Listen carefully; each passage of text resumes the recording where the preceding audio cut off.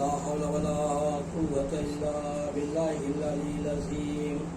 أعوذ بالله من الشيطان اللعين الرجيم. بسم الله الرحمن الرحيم. الحمد لله الذي هدانا لهذا وما كنا لنهتدي لولا أن هدانا الله.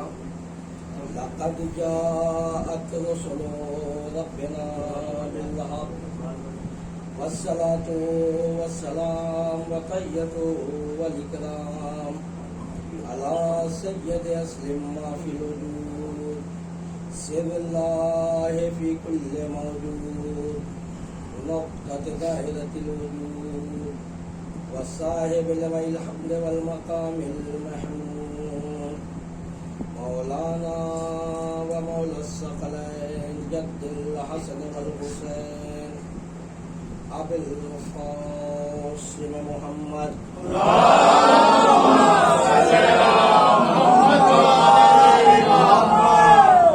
وعلى أهل بيت الطيبين الطاهرين المعصومين المظلومين ولعنة الله على أعدائهم من يومنا هذا إلى قيام يوم الدين. أما بعد وقد قال الله تعالى وتبارك في كتابه الكريم وهو أصدق الصادقين وقوله الحق. بسم الله الرحمن الرحيم. قل لا أسألكم عليه أجرا إلا المودة في القربى. اللهم صل على محمد وآل محمد. حاضرین گرامی قدر محترمانان سید الشہداء، قرآن مجید کی جس آیت کریمہ کی تلاوت کا شرف حاصل کیا ہے، خداوند عالم اس میں ارشاد فرما رہا ہے کہ حبیب ان سے کہہ دو کہ ہمیں اجر رسالت کچھ نہیں چاہیے الا المودۃ فی القربى، صرف میرے اہل بیت سے قربت عزیزان محترم، اہل بیت سے قربت اختیار کرنے کے بہت سارے فائدے ہیں۔ سب سے پہلے تو یہ کہ انسان یہاں بھی کامیاب رہتا ہے اور وہاں بھی کامیاب رہے گا۔ دوسرا فائدہ یہ ہے کہ اگر انسان کبھی تکبر کے عالم میں آ جاتا ہے، غرور کرنے لگتا ہے، انسان ہی کیا بلکہ کوئی فرشتہ بھی غرور کرے، تکبر کرے، یا فرشتہ کیا کوئی نبی بھی اگر سوچ لے تو اسے امتحان سے گزرنا پڑتا ہے۔ جیسے آپ نے فطرس کے بارے میں سنا ہوگا کہ یہ اڑتے اڑتے، یہ فطرس ایک فرشتہ ہے، جو یہ فرشتہ سب سے طاقتور فرشتوں میں سب سے طاقتور فرشتہ تھا۔ یہ اڑتے اڑتے جب سب سے بلندی پہ پہنچ گیا، یعنی کعبہ قوسین و ادنیٰ کی منزل پار کر چکا، تو اس نے سوچا کہ کائنات میں، اس پوری کائنات میں مجھ سے افضل یا مجھ سے طاقتور یا میرے برابر کا کوئی ہے نہیں۔ جیسے ہی اس نے سوچا، اللہ نے اس کے بالوں پر چھین لیے اور وہ زمین پہ آ کے پڑا رہا، نشیب میں آ کے پڑا رہا، یہاں تک کہ نہ جانے جناب آدم کی خلقت سے کتنے پہلے اس نے یہ سوچا کہ میں کائنات میں میرے برابر کوئی نہیں ہے، جبکہ اللہ نے کہا کہ سب سے پہلے میں نے محمد اور آل محمد کو خلق کیا. یعنی اس کے بعد فرشتوں کا وجود، اس کے بعد زمین آسمان چاند ستارے ساری چیزیں اس کے بعد. اس نے سوچا اللہ نے بالوں پر چھین لیا اور امتحان میں ڈال دیا. دوسری منزل ہے یہ نبی کی. جناب موسیٰ علیہ السلام اپنے بارے میں سوچنے لگے کہ اس روئے زمین پہ میرے اتنا بڑا عالم کوئی نہیں ہے، میرے اتنا بڑا جانکار کوئی نہیں ہے. یہ سورہ کہف قرآن مجید کا 15ویں پارے میں یہ سورہ کہف ہے. آپ اس کو مزید پڑھ سکتے ہیں، لیکن اس میں 2-3 چیزیں میں آپ کے سامنے بیان کر دوں. جناب موسیٰ علیہ السلام نے یہ سوچا، صرف سوچا کہ مجھ سے بڑا کوئی عالم اس کائنات میں نہیں ہے، کیونکہ میں رسول ہوں، صاحب کتاب نبی ہوں، شریعت لے کے آیا ہوں، اللہ کے بھی نزدیک سب سے قریب میں ہوں، تو میرے برابر کوئی ہوگا نہیں. جیسے ہی انہوں نے سوچا، اللہ نے حکم دیا، اے موسیٰ تم یہ سمجھ رہے ہو کہ کائنات کے سب سے افضل انسان ہو، تو اب جاؤ فلاں دریا کے کنارے، وہاں میرا ایک بندہ ملے گا. کہا تم اس سے پتہ لگا لینا کہ اس کائنات میں کیسے کیسے لوگ موجود ہیں. اب اس کے بعد جناب موسیٰ علیہ السلام اس دریا کے پاس گئے. کیا دیکھا؟ ایک خوبصورت نوجوان دریا کی طرف سے آ رہا ہے.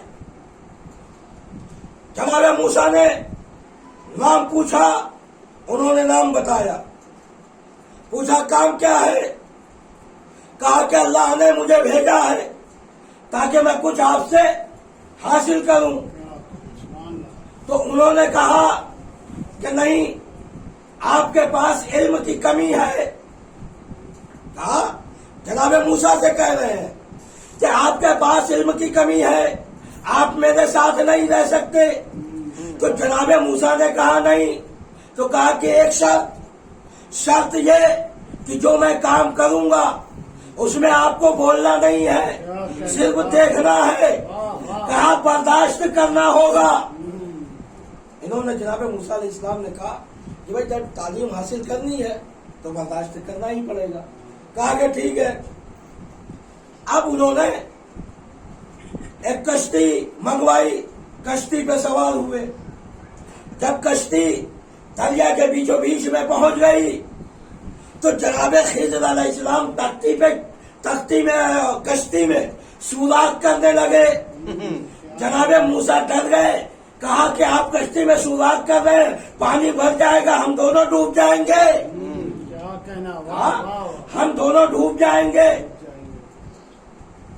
جناب خضر علیہ السلام نے کہا کہ میں نے پہلے آپ سے کہا تھا کہ آپ کے پاس کوئی علم نہیں ہے، آپ بولیے گا نہیں. آپ نے کہا کہ ہاں ٹھیک ہے ہم بولیں گے نہیں. کہا لیکن آپ نے جہاں بولا، کہا دیکھا کشتی بھی پار ہو گئی، کشتی بھی بچ گئی. اب اس کے بعد انہوں نے کہا کہ آپ میرے ساتھ نہیں رہ سکتے. جناب خضر علیہ السلام نے جناب موسیٰ سے کہا کہ آپ میرے ساتھ نہیں رہ سکتے. انہوں نے پھر کہا کہ ٹھیک ہے اب ہم کچھ نہیں بولیں گے، چلیے. اب یہ ایک آبادی میں جاتے ہیں تبلیغ کے لیے. اب جب تبلیغ کرتے ہیں تو آبادی کے لوگ ان کے ساتھ بہت ہی برا سلوک کرتے ہیں، بہت ہی برا سلوک کرتے ہیں. اب جب سلوک کرتے ہیں تو جب آبادی سے یہ نکلتے ہیں تو ایک مکان گر رہا تھا. جناب خضر علیہ السلام نے کہا کہ اے موسیٰ اور اس مکان کو صحیح کر دیتے ہیں. جناب موسیٰ علیہ السلام نے کہا اس بستی کے لوگوں نے ہمارے ساتھ ایسا سلوک کیا اور اس بستی کے آپ مکان صحیح کرنے کی بات کر رہے ہیں. اب اس کے بعد جناب موسیٰ علیہ السلام سے انہوں نے کہا کہ آپ کے پاس کوئی علم نہیں ہے کہ یہ مکان میں کیوں صحیح کر رہا ہوں. کہا آپ میرے ساتھ रहने के लायक नहीं है।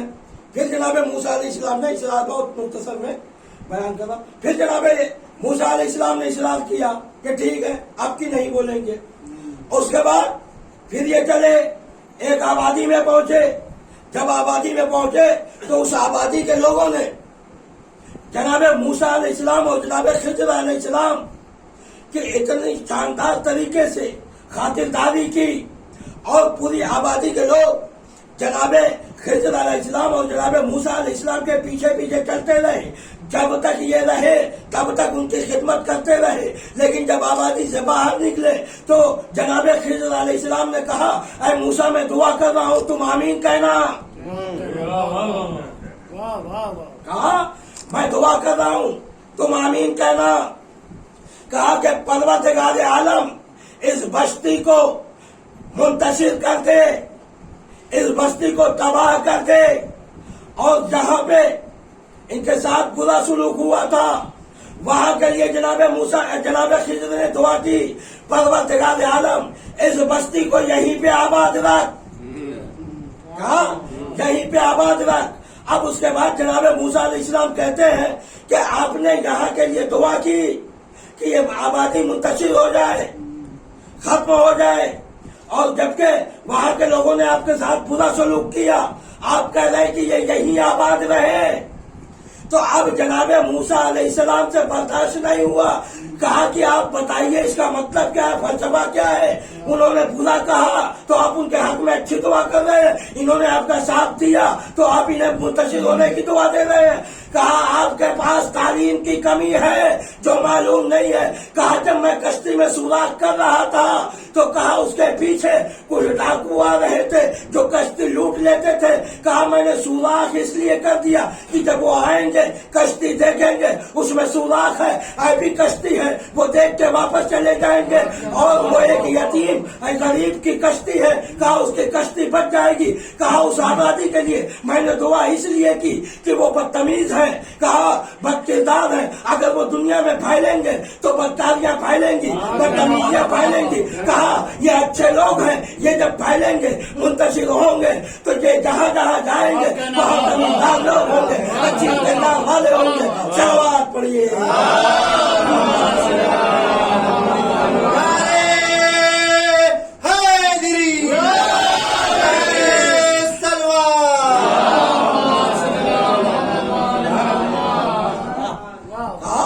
वो जब मुंतशिर होंगे तो वो अच्छे किरदार के लोग हैं, अच्छा किरदार फैलेगा, तमीजदार है, जहाँ जाएंगे लोगों को तमीज बताएंगे।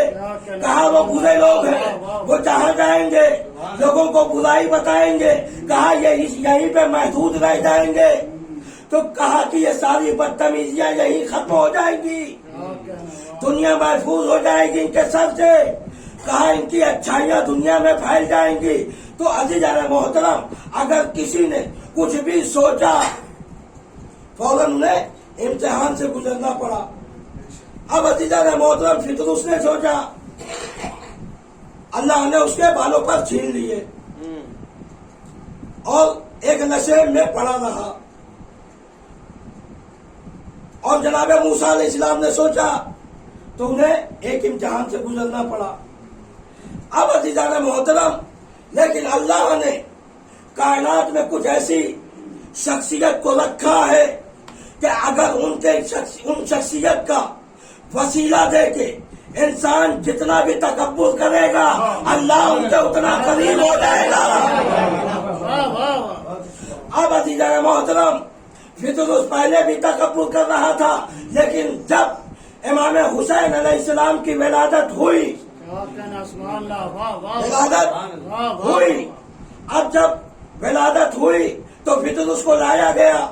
फितरुस को जब लाया गया तो गहवारे हुसैन से मस किया गया, यानी इमाम हुसैन से मस नहीं किया गया, उस गहवारे से मस किया गया जिसमें इमाम हुसैन अलैहिस्सलाम लेटे हुए हैं।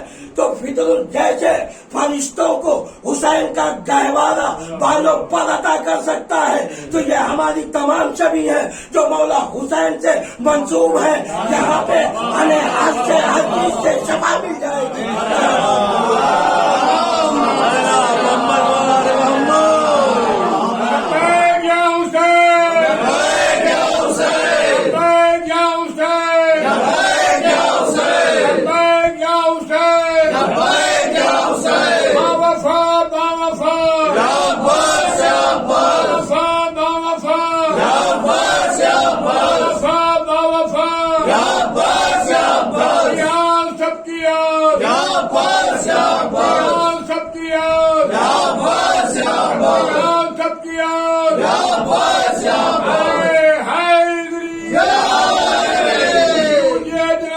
فاطمہ زہرا بلند ترین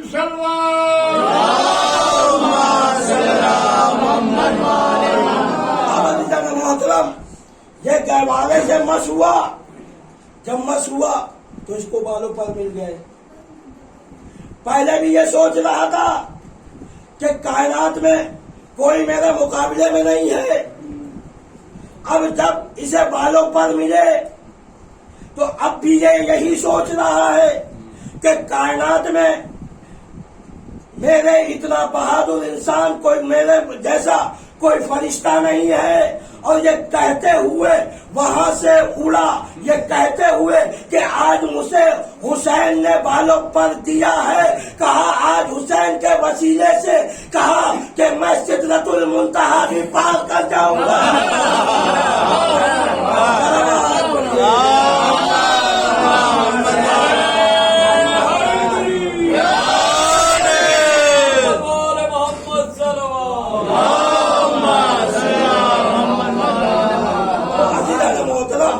ہر ایک کو اہل بیت کا وسیلہ جنہیں مل جائے وہ یہاں بھی کامیاب ہوتا ہے اور وہاں بھی کامیاب ہوتا ہے۔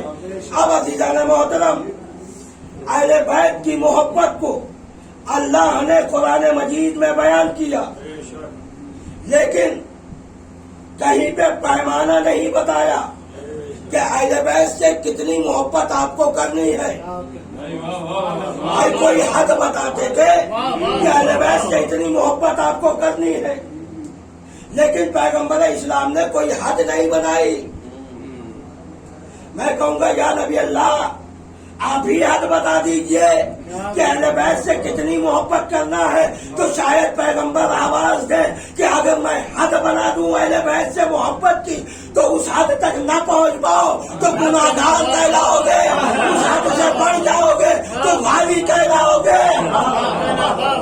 صلوات پڑھیے۔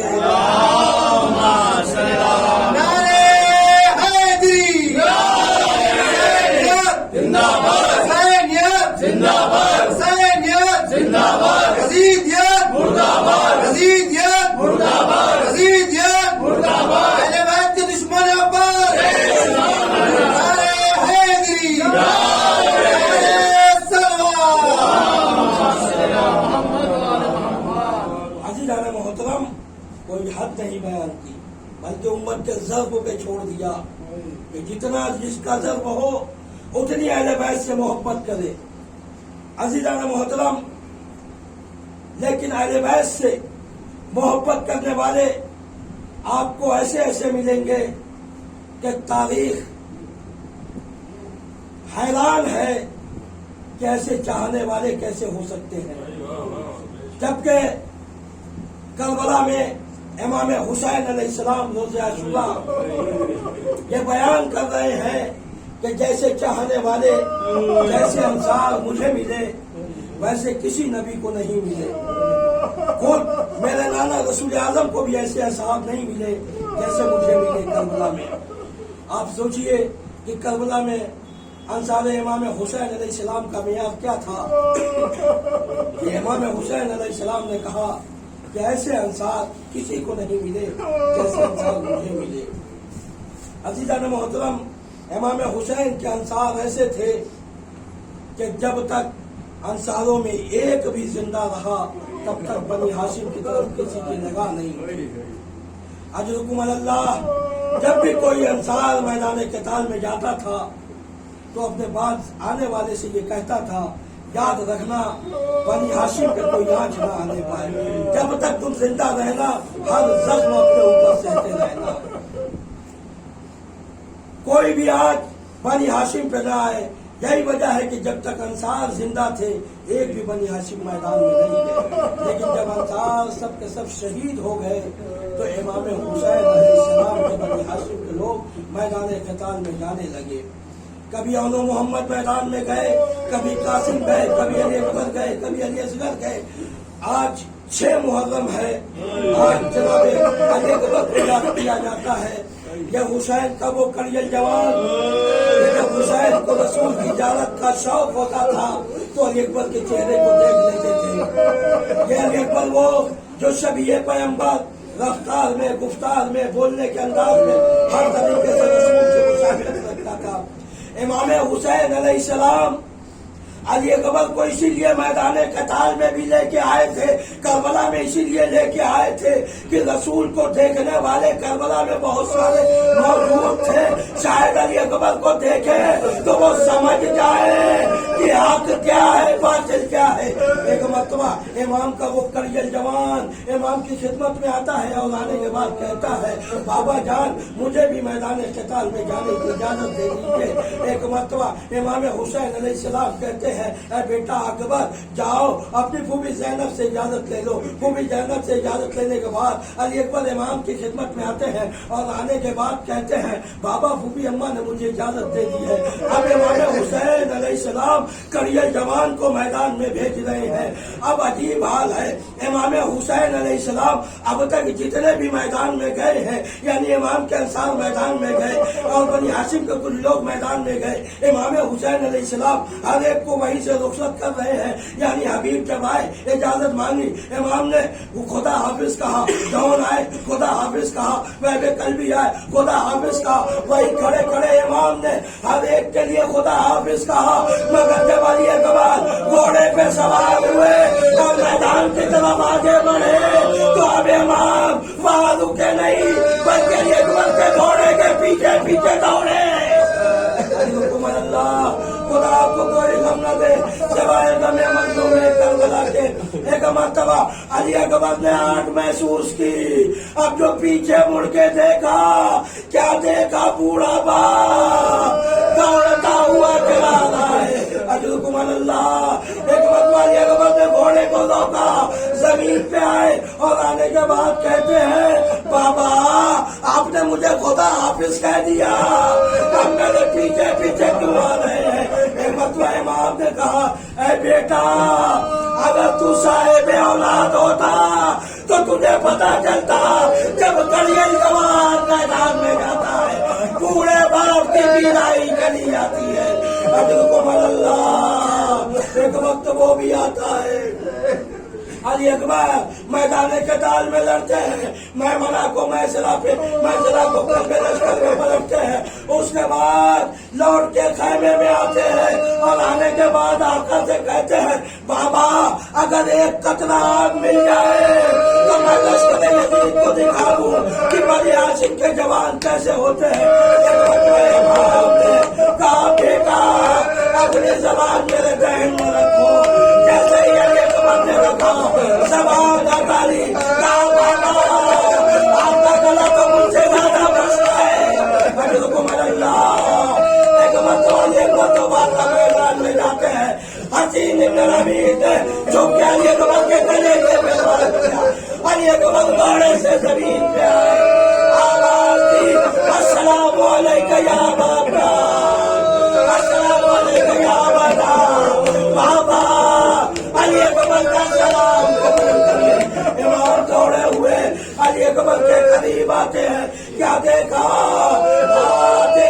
سینے پہ ایڑیاں زمین کربلا پہ لگا گئے۔ امام نے خیریت پوچھی، کہا بابا جب میں گھوڑے سے زمین پہ آیا تھا،